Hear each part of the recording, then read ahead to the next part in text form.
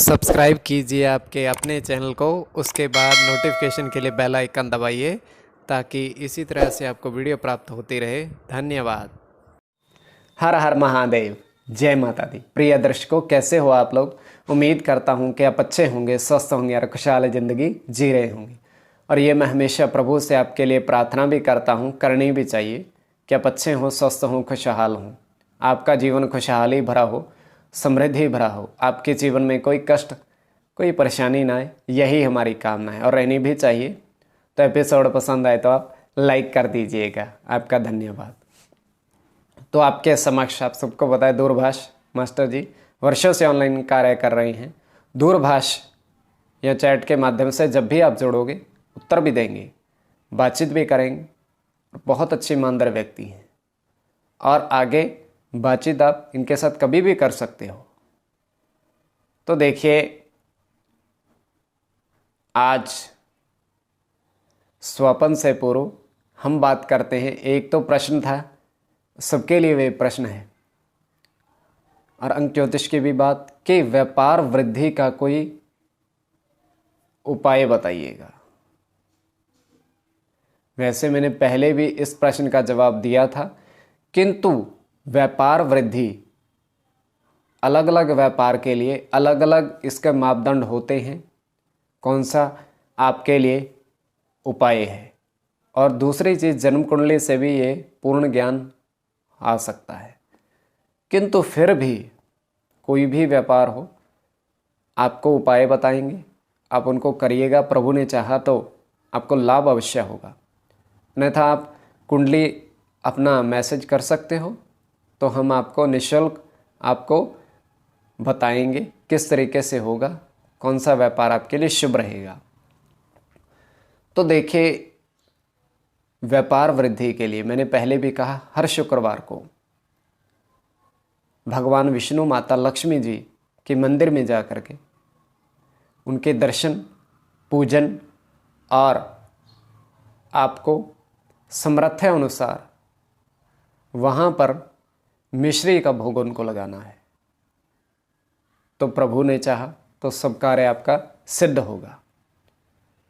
और अन्य के लिए आप कुंडली, अपनी बर्थ का टाइम, समय सब कुछ मैसेज कर सकते हो, जिससे आगे हम आपको बता सकें किस तरीके से कौन सा व्यापार आपके लिए सही है। तो अब अंक ज्योतिष की बात, थोड़ी सी स्वपन ज्योतिष से पूर्व। तो मैंने पहले भी कहा 2022 में कौन से अंक सबसे ज़्यादा प्रभाव में रहेंगे या शुभ रहेंगे, राशि के अनुसार, नक्षत्र, ग्रह के अनुसार आपको बताएंगे। और अब आपको हम ये बताते हैं कि देखिए, सूर्य से लेकर केतु तक आपने प्रश्न ये किया था कि शून्य की गणना क्यों नहीं होती है। शून्य पर किसी ग्रह का प्रभाव नहीं होता है, किसी ग्रह का प्रभाव नहीं होता है शून्य पर। 1 से लेकर 9 तक, सूर्य से लेकर केतु तक 9 ग्रह और 9 ही अंक। किंतु फिर भी मैंने पहले भी बताया, जैसे 20 है शुभ अंक, 2 और 0 का योग तो 2 ही आएगा, किंतु गणना उसकी हुई, किंतु 2 आया। तो इस तरीके से आप गणना कर सकते हो।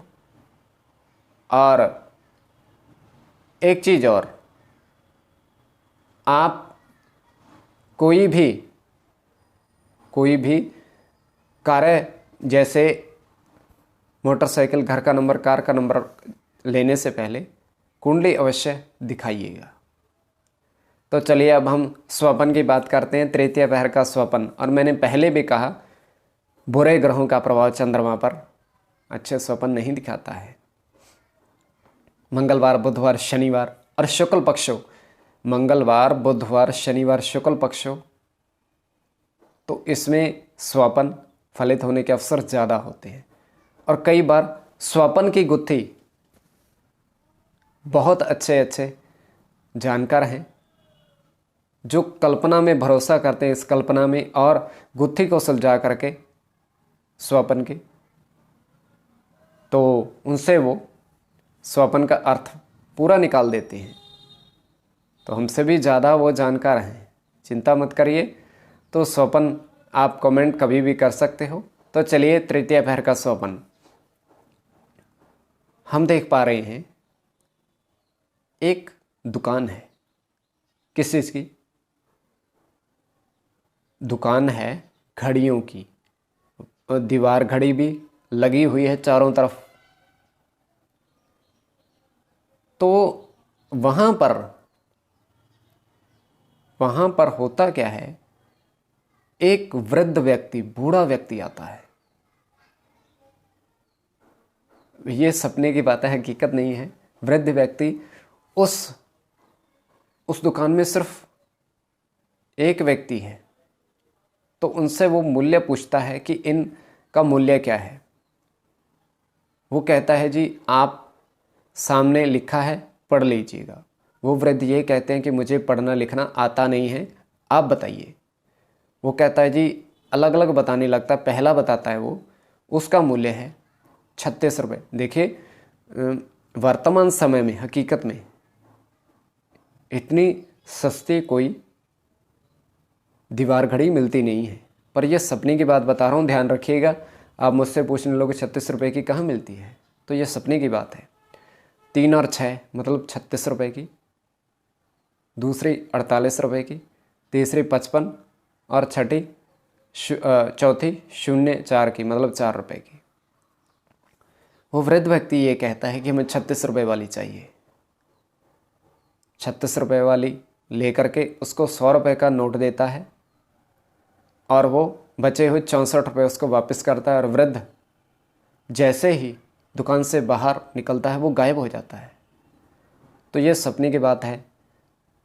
और दूसरी चीज़, वो 36 रुपये वाली जो घड़ी थी वो लेकर गया था दीवार की, उसी जगह फिर मौजूद हो जाती है। देखिए वो वृद्ध भी गायब, इधर घड़ी दीवार पर फिर से मौजूद हो जाती है। तो ये सपने की बात है। आगे आपकी दृष्टि के ऊपर गुत्थी को सुलझाइए। धन्यवाद।